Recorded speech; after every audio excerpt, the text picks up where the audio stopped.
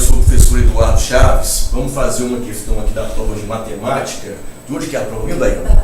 É de Barbacena, de Medicina Barbacena, gente. Olha só, que legal. A questão é assim. Se uma função de R em R, tal que f de x mais y é igual a f de x mais f de y. Isso chama-se função de recorrência. Para todo x e y. O valor de f de 0 mais 1. Bem, então vamos descobrir o valor de f de 0, para depois somar 1.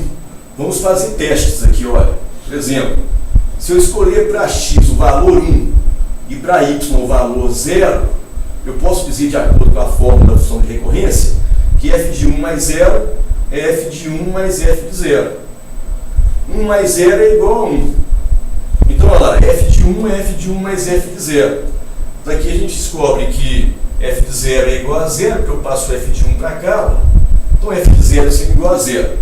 O que eu quero descobrir é o quê? É o f de 0 mais 1. Olha lá.